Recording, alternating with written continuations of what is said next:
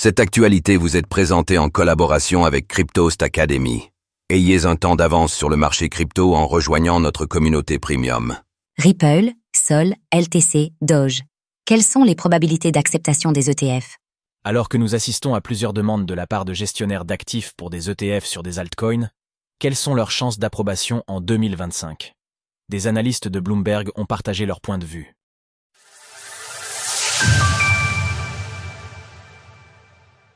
Les ETF sur les altcoins seront-ils acceptés en 2025?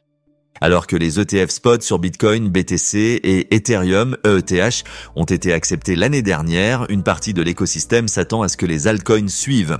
D'ailleurs, plusieurs gestionnaires d'actifs y sont allés de leur dépôt, que ce soit Vanek avec Solana et Sol, ou bien Bitwise avec Dogecoin, Doge par exemple. Dans ce contexte, les analystes de Bloomberg, James Seyffart et Eric Balchunas ont établi des probabilités en ce qui concerne l'arrivée de ces ETF sur les altcoins pour l'année 2025. Selon eux, ce sont les fonds sur le LTC de Litecoin, actuellement portés par Grayscale et Canary, qui ont le plus de chances d'être approuvés cette année, et ce, à 90%.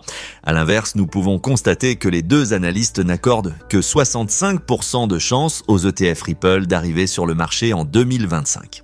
À ce propos, James Seyffart a donné son avis sur les raisons selon lesquelles les prévisions étaient moins favorables au Ripple. C'est notre point de vue. Tant que l'ensemble du litige entre Ripple et la SEC n'est pas réglé, terminé ou n'a pas abouti à une issue attendue ou autre, il est peu probable que vous voyiez un ETF. La SEC doit démêler ce problème. En parallèle de l'écriture de ces lignes, le Ripple s'échange à 2,37 $, en baisse de 3,6% sur 24 heures. Concernant les ETF sur Solana et Dogecoin, James Seyffart et Eric Balchunas leur accordent respectivement 70 et 75% de chances d'être approuvés en 2025. En outre, nous voyons également que la Securities and Exchange Commission, SEC, a jusqu'au mois d'octobre pour rendre son verdict pour chacun des fonds dont il est question ici. Que ces ETF arrivent ou non sur le marché en 2025, nous pouvons nous demander si leur adoption sera réellement au rendez-vous.